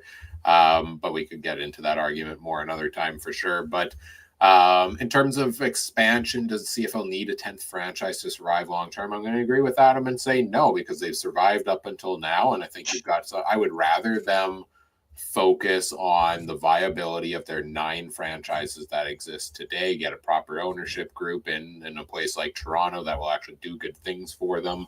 You look at what BC has done, with Amar Doman coming in there to really raise, attendance and things like that. And I think you have some franchises that are thriving. You have some that are taking a step back. And so the only reason I'd want the 10th would be to just make the schedule nicer. I think that makes fantasy nicer as well. I know one thing the new commissioner has talked about is he wants to bring season-long fantasy and official offering for that into existence sometime in the next couple of years. And I think that's a lot easier to do in a 10-team league than it is a 9-team league, because we play in this private draft league that we've been playing in for the last couple of years. And there are some weird nuances, like the fact that until he picked up a running back today, if Mike didn't do that, he wouldn't have had a possible running back for this week, because 3 teams are on bye and those teams had all of his running backs. So I think if the league is focusing on things like that for fantasy, I can see, the need for a 10th team for something like that. I wouldn't object to a 10th team. The more the merrier. That means 5 football games a week instead of 4. What market would I put it in? I'll just agree with what these guys have said. I mean, Atlantic is the one that's fresh in my mind, because that's the one that's been talked about for years, and I'd like to see it finally come true. But I do think it's kind of a breath of fresh air that new commissioner comes in, and that's not the first thing he's talking about, of like the number one thing on his to-do list, that he recognizes other areas he wants to improve first before going that route. All right, that's all the questions on our AMA here tonight. We got through all of them. Great questions. Thanks to everybody for sending them in. If people liked this format of episode, let us know in the comments on the episode or on social media. Maybe we do this again sometime. We send out another form and include a question or two like this in every episode if we get them. But only if people actually tell us that they liked it or not. If you're silent, we're going to assume you didn't. Let's move on to brief game previews for Labor Day weekend. Again, three games on the schedule this weekend. We're going to run through them quickly. Everybody can give a quick note on the game and then give their betting pick against the spread and the over-under for that game. We're not going to do fantasy picks. If people have their fantasy roster ready and want to list it off at the end of the show, we can do that. But let's start off with the Sunday game, which is the Winnipeg Blue Bombers visiting the Saskatchewan Roughriders.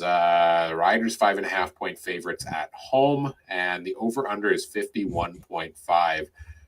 Let's start with our only Rider fan on the podcast here. Adam, what you watching for this game, and what are your picks? Well, two things I'm really watching really quick. I know you said one, but I've got to watch two. One is, can the Winnipeg Blue Bombers defend the deep ball against the Rough Riders? They brought in Demaria Houston. I presume that he's going to play. We'll see what happens there. If that'll help him on the deep ball, we'll see. I mean, that's a big question. The second one I've got is this going to be the Riders team that showed up against Calgary? Or is this going to be the Riders team that showed up against the number one Hamilton team? I mean, if it's the defense that showed up against Hamilton, this Rough Rider team should absolutely probably make Zach Collaros' day a very, very long day in Saskatchewan. If it isn't, and it's a team that showed up against Calgary, I don't know.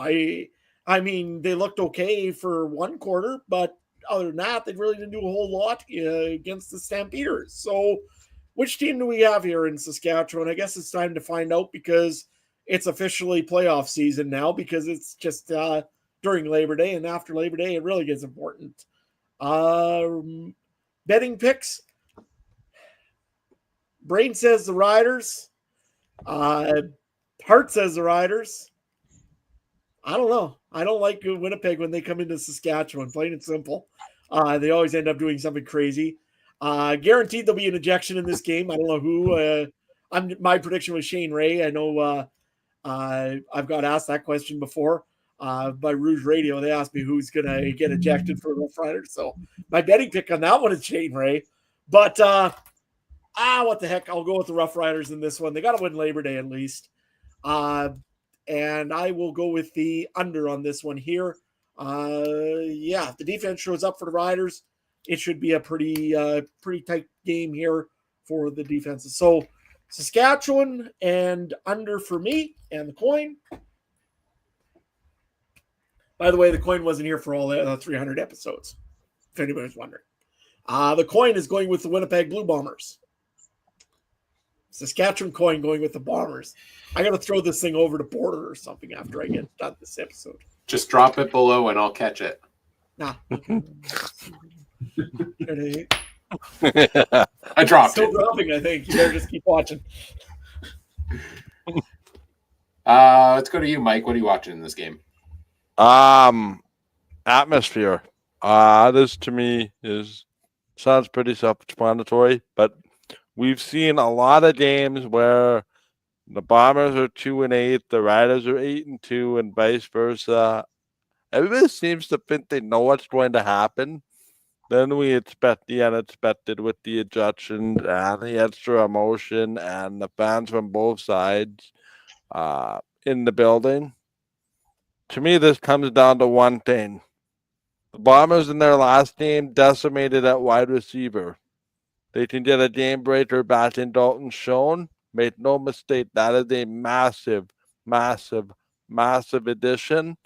Brady Oliveira is going to be motivated after having his best game of the season. The only if, ands, or buts I have about this, he historically has not run well. He historically has not run well against the Saskatchewan Roughriders. They've done a very good job of neutralizing him. at the risk of repeating myself, I agree 100% with what Adam has said in his points anyway. That being said, it is Labor Day. Anything can happen. I'm pitching the under, and I'm pitching Winnipeg to win the game. This, for no other reason than is truly a toss-up. I think everybody's going to be motivated on both sides. I think this might be the CFL game of the year when you get the best out of everybody. Should be one darn good football game, nonetheless. And I think it's going to be a slugfest. I looked at 51.5 and a 25-25. Probably going with a 23-18 one way or another for me. All right, Trey, what about you? Yeah, like Mike said, I'm just kind of this game. I don't think standings at all matter in this game, regardless of what team's undefeated or winless, right? I think both teams. Winnipeg's slowly starting to put things together. Yeah, depends on what that the injury report says come Sunday or Saturday, whenever depth chart comes out this week. So for that, but Saskatchewan's got some things going on too, and they're coming off of a butt kicking against Calgary. Winnipeg's won a couple. This one's interesting. We'll talk about all of it, but like we were kind of joking in the Discord, I wouldn't be shocked if all three were road upsets this week. If we woke up Tuesday morning and the headline is, 3 road dogs won in the CFL over Labor Day, I wouldn't be too shocked. So and it would start off with this one. But yeah, it's the game. It's the game that's the Bombers' kryptonite, though. They have probably not the greatest record on Labor Day, even though they've been doing better lately. So, but I agree. Depends on Dembski. He kind of lights up a little bit. How long's he out for? Is Stearns healthy? Is, Oliveira seems to be a lot on top of his game, but is the Ryder D going to focus in on that? I have no idea that stuff. I just think, be a good game. Ryan or Adam, whoever's next. What were you doing for your betting picks on this one? Oh, give me Winnipeg, man. I can't not. And take the under, though. All right, everybody agreeing on the under so far. Adam's the only one that's gone Saskatchewan. Yeah, in terms of what I'm watching, the receiving core of Winnipeg, I just want to see what it looks like because you had Jarrett Stearns go down. He's officially out for this game. He's on the one-game injured list.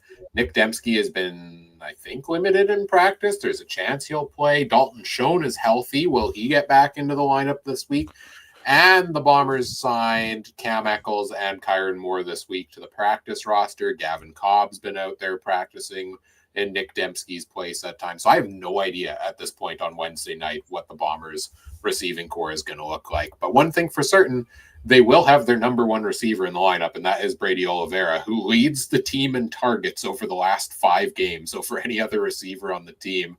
And so I think that's my real matchup to watch is going to be Oliveira against that Riders defense because they're good at shutting down the run, but they give up a lot of targets to running backs, and that's where Oliveira has been most effective lately. So that's what I'm watching in this one. And yeah, standings wise, Winnipeg's 2 wins back of Saskatchewan. So if they can sweep the series, suddenly they're tied and Winnipeg's ahead in the standings. And if they lose both, well, then chances of a home playoff game in Winnipeg are going to be tough this year. And if they split, something in between.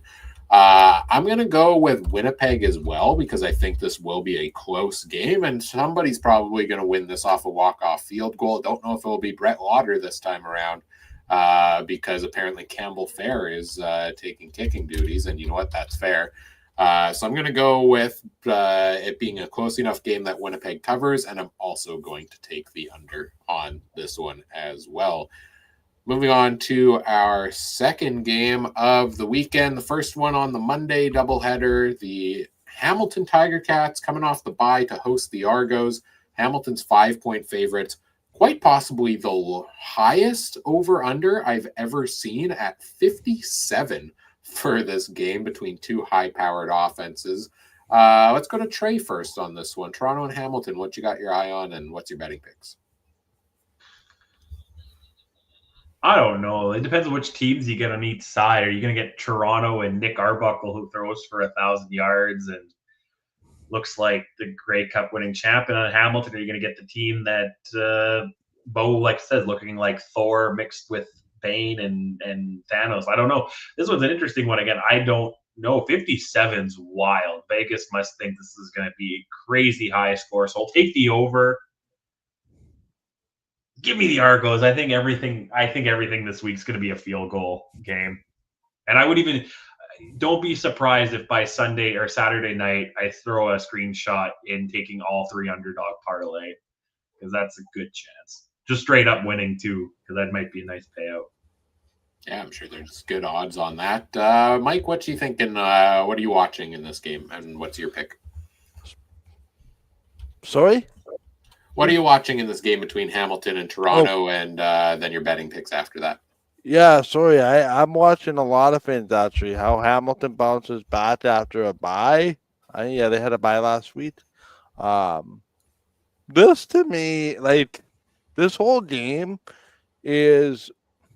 it's kind of like the Winnipeg to Saskatchewan, but sort of not.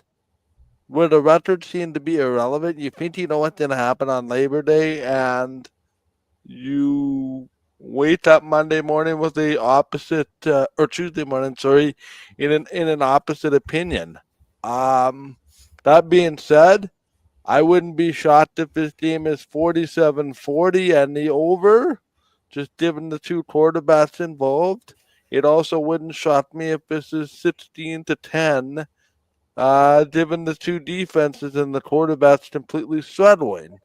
My money is on, boy, daylight Hamilton in a close one. I have to side with that, just given the home and given the unknown. With Toronto, all of a sudden it seems like Spencer Brown for the Argos, who I presume / hope is starting this week for my fantasy football purposes. But he seemed to be getting a lot of targets via the screen, which I thought was very interesting. Courtesy of Nick Arbuckle. I don't want to say I'm disappointed, but Hamilton needs to find a way to get Kenny Lawler going again. Maybe we're so used to his outer-worldly start to the season that he's kind of regressed to being Kenny Lawler, but he just, to me, has been a little bit more quiet than normal. And then how does Hamilton respond after being bottled up in their last game against Saskatchewan? We know Toronto can put up points. The question is, can they defend? And that'll be an age-old question. So for the first time ever, I disagree with the over-under being 57. I'm going to say over, and I'm going to pick Hamilton to win the game. And I think there's going to be somewhere in the neighborhood of 70 to 75 points in this game. Ooh, that's a lot of points. Adam, what you thinking? You are muted. Looking at this one here, 2 little points that I can bring up quickly. Boy, Nick Arbuckle sure looked good against the BC Lions. I thought that he actually really made a pretty good game out of it. I want to see Jake Herslow. I want to see him take another step forward and make it where they say, "Why did we bother signing Mackay Polk?" That would be hilarious if they if they did that. So that's what I want to see out of Toronto. Out of Hamilton, they got humiliated against the Rough Riders, and now they've had a bye week to think about it. Let's see what they come out with. They need to get the big 3 going. That's the big key with Hamilton at all times is get Smith, get White, and get Kenny Lawler involved early. If they can do that, they have a good chance of winning this game, and a very good chance, to be honest with you, because I don't think Toronto's defense is really that overly much. Other than Whitten McManus, I don't think there's a whole lot there on the Argos side. This game here, though, it's just like any other rivalry. Anything can happen on Labor Day. I'm going to go with the Ticats, though. They're at home. They want to win and try to start to solidify some of the Eastern Division here. So give me the Ticats. Give me the under, because 57 points? Come on. That's a lot of points. Yeah, 57 points. I'm going to go with the under. I'm going to go with the Ticats in this one. What about the coin, Adam? What is the coin saying? And I almost forgot about the coin. After coin pick Winnipeg, me and him aren't talking. It is going with the Toronto Argonauts. It's going with Road Warriors this week. I like it. I guess I forgot to give you the coin back. Good thing you had one. Good thing you had an extra one on hand there after you dropped it down below. Thing I'm watching most in this game, I think this game is a matchup between who is likely going to be the East MOP nominee in Bo Levi Mitchell and who should be the East MOP nominee in Nick Arbuckle. Nick Arbuckle leads the league in passing, has more fantasy points than any other player in the CFL. And weird stat that came out today, I believe John Hodge posted it, but it came from, I think, Ben Grant from X's and Argos. Nick Arbuckle leads the Toronto Argonauts in rushing yards on the season because they've had that full rotation of running backs. And Nick Arbuckle's been using his legs well. I think he's been playing very good this year, so I'm excited to see what he can do in this matchup. I think I saw a poll out there. I want to say it was the Milt Stiegel, Davis Sanchez show, the Paper Plates show, put out a poll of when Chad Kelly comes back, who should start for the Argos, and overwhelmingly it was in favor of Nick Arbuckle, and I agree because he's been outstanding so far. I think the Argos are better than what their record says, and I'd love to see them make a run for it. The only other thing I'm really intriguingly watching in this game is the receiver position for the things that Adam mentioned. They signed Makai Polk this week. He was fantastic for them last year. Interesting thing, though, when the depth chart comes out is they play 3 Canadian receivers in Brissett, Maitel, and Ungerer. So that leaves 2 American spots for DeMonte Coxie, Davaris Daniels, Makai Polk just signed, and Jake Herslow, who had the massive game last week and has really looked like a good piece of that offense. So I wonder who the odd man out is, but Nick Arbuckle has all the weapons that he needs.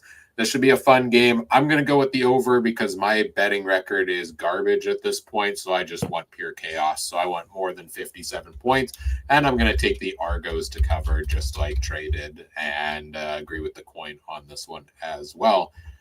We move on to our final game of the week, which is the Edmonton Elks visiting the Calgary Stampeders. Stamps 7.5-point favorites at home, over under at 52.5. Let's go to Mike first on this one. Quick storyline you're watching, and then your betting picks. I'm motivated Cody Fajardo. I'm watching Justin Rankin against Diedrich Mills, the battle of the bats. Calgary seeming to get healthy at wide receiver this week. Against an Edmonton team that needs to show, hey, this recent little winning streak, which we've seen in past years, is not quite a fluke. And we are legitimately serious about turning our season around. No better time like the present to go into the house of your rivals and steal one. I got Edmonton winning this game. So they will win it by a touchdown. So, yeah. And then over under 52.5. Under. I'm thinking about 50 being 25, 25, 24, 20, something like that. All right. Adam, what about you? I think I'm muted. One sec here. You're Nope, good. I'm not muted. Oh, it's actually working for once. Big storyline in this one that I'm really looking at here is the Edmonton Elks. You're right, Mike. Can they actually keep this going? If they can, sky's the limit. And this is a team that they're chasing. To be honest with you, the Stampeders are still catchable. I mean, yeah, they had a good win, a big win last week against the Rough Riders. But Edmonton needs wins now, and if they can get it, it's definitely what they need as we keep going to get back into this playoff hunt, whether it be for a crossover or even a spot, just even in your own division. I mean, it's still open and available. So Edmonton's really got to win this one here and do it, I think, in convincing fashion. It's very tough to win in Calgary. Just ask the team that just was there last week. Didn't end well. Somehow this team for Calgary, Vernon Adams Jr., I don't know what they put, if he puts hopium or something in their in the water in Calgary, but yes, I'm sure there's a substance called opium, and they put it into the water in Calgary because honestly, they're drinking a lot of it right now. And boy, this has been a fun team to watch. Just watch them develop and everything. Last week, again, same thing. Vernon Adams just looked unstoppable at times, and that's good. That's a tough thing to play against. I think Edmonton can do it though. And you know what? It's 7.5 points underdogs on the road. Give me the Edmonton Elks because I think they're going to do it because, they've had some good games lately and they got to just keep it going. That's all they can do. So give me the Elks. Give me the Elks in a shootout. I don't think so. I'm going to go with the under on this one.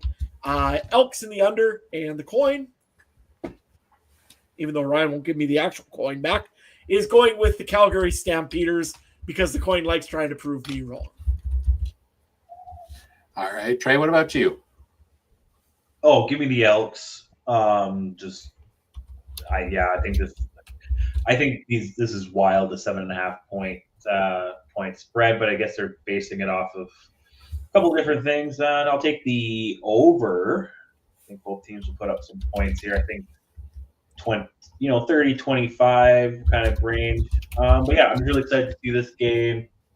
And sorry, I was just typing it in. I'm going to take all three underdogs to win $5, 163. So we'll talk Monday. Saskatchewan will beat Winnipeg and it'll ruin it first off the bat. But yeah, that's where I'm looking at. Yeah, for me in this game, the things I'm most interested in are more so on the Edmonton side. The Justin Rankin battle against this Calgary D line should be really interesting because, what does his rushing usage look like? Teams don't really run the ball much against Calgary, but if Calgary can shut down Rankin, they should win this game easily because he is the focal point of that Edmonton offense. On the other hand, I'm still watching the rise of this Edmonton defense that's been getting better and better every single week.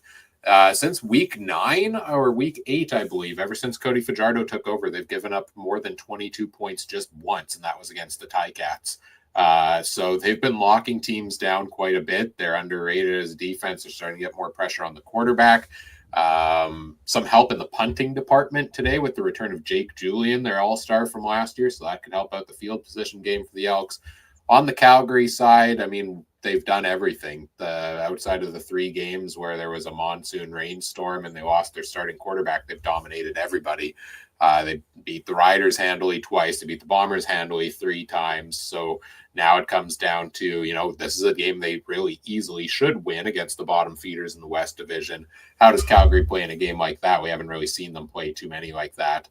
But I'm going to go with Edmonton as well, especially at a 7.5 point spread. And I'm also going to go with the under because Edmonton's offense doesn't score a ton of points and their defense has been locking teams down lately. So I'm going to agree with Mike and with Adam on that one. And all of us are taking Edmonton except for the coin. Those are our game previews for the 3 games this week. Does anybody have their tentative fantasy lineup set on the CFL fantasy site where they want to run through the names on their roster or? No, too many questions for me still. That's fair. Yeah, I was trying to put it together and I don't have any money for a quarterback right now. So I'm going to have to rework some things. Yeah, that is important. I do like Jake Herslow. I mean, just because now he's a starter. I really want him actually on my team somehow. But other than that, I really don't have nothing yet. I want to see who gets through practice this week. Yeah, we're going to have to wait. Like depth charts or first depth chart doesn't come out till Saturday. First injury reports won't be locked into like Friday. This is Wednesday night when we're recording this. So we don't have a ton of info. I haven't started setting my lineup yet for those reasons. But like I said off the top of the show, no fantasy picks tonight, but I will have a detailed fantasy preview, separate bonus episode out on the YouTube feed at a minimum, maybe the audio feed if I can find time to get that to work. But on the YouTube page. So if you're listening to this, make sure you go subscribe over on YouTube to check that out. I'll go into details on all the options at quarterback, running back, and wide receiver. And yeah, I'll throw a couple defense picks there. Probably more detailed even than we typically would go on the podcast because I have more time and don't have to hold everybody else up to do so. So look forward to that dropping probably Friday, Saturday in the podcast feed. But other than that, it's time to wrap up and get out of here, I think, here today. Episode 300 in the books. Ask Me Anything. That was a lot of fun. Thanks to everybody who submitted questions. Thanks a bunch to anybody who's tuned in, whether it's been 300 episodes, one episode, anywhere in between, anybody who's actually tuned into this and enjoyed it along the way. We're glad you enjoyed it. Any of the episodes that we've done. This is a labor of love, a passion project. We currently aren't making any money off of doing this podcast. There's no money to be made in this. We're just doing it as a hobby, really. So if people are enjoying it, that's fantastic.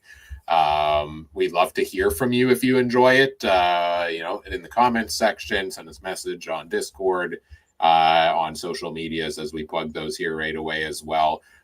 We don't get a ton of messages from people or feedback on the episodes. We'd love to get more of that as we move on from episode 300 so we can help tailor the show best for what people enjoy. We'll be back again next week, week 14 preview, back into its regular format. Should be an interesting week, a couple of rematches in there. So we'll see what the storylines are for that one. But look forward to that next Wednesday night. You can follow the podcast on socials at CF Countdown Pod, on X, on Blue Sky, facebook.com/CF Countdown Pod as well. Check everything out there. Link to the join the Discord is in the episode description. That's the place to be for all the fun chatter in between episodes. Lots going on in the Discord community. It's free to join, and then you'll have a good time there. So hopefully we see a couple new folks join us over there as well. Check out all the other great shows from around the Canadian Football Podcast Network at CF Pod Network on X, Alternative Football Network at the official AFN on X, or alternativefootballnetwork.com. Where can people find everything y'all have going on? Trey, let's start with you. Absolutely nothing going on, but find me at Trey MB Harness on the X if you want to see what's going on. Adam, what do you got, man? Well, lots of stuff. I mean, farming's going on, which means harvest is going on, which means Trey will be always asking me, how's the canola doing? How's the canola doing? Did it yield? Did you get a good amount of yield off it? Well, if you want those answers, you can go to at Adam Stewart 1 over on the X, or more likely, check me out at Farmer in Sask over on the Instagram. But honestly, thank you very much to all the people that have been watching this. Yes, we have our mess ups. We have our bad audio. We have all sorts of reasons why you probably don't want to listen to us. But hey, 300 episodes in, definitely it's because of the fans. And we thank you very much for watching and listening and doing all the good stuff. But I'm stealing Ryan's spiel. So, Mike, where can guys find you? People can find me at facebook.com/GameTimeTVMB, watch.GameTimeTV.ca. Not much on Facebook, not much on X anymore. Ship is up for me. But that's the way it goes. You can also follow Game Time TV on Instagram. That's going to be kind of my big platform this year. You can find us at Game Time TV MB. We'll have some announcements in the next few weeks. It is great to be back, even if it's for one night only for now. I can go back into my retirement slumber. Good to have you back, Mike. Good to have all three of you here tonight. Get the whole crew together for a special episode like this. That is a lot of fun to go through all those questions together. You can find me on X at CooperTrooper42. I'm on Blue Sky there as well. Not posting a ton on the personal account. I do a lot of the posting. If you read things on the podcast account, most of those come from me. So I am active there. Adam already stole half of it, but again, thanks to everybody for tuning in. We appreciate, do all the fun things. Leave a like, leave a comment, subscribe if you haven't already. Leave us a rating or review in the podcast feeds. That helps get the show out to more people. Share it with your friends. Share it with your non-friends. Just send some random person the link. That would be cool. Anything you can do to help us grow the show as we move on from episode 300, we really appreciate that. And thanks for tuning in. 300 episodes in the books. Many, many more to go. We'll see you again next week. On behalf of Adam, Trey, and Mike, I'm Ryan saying thank you for listening. Take care. Have a good one. Bye.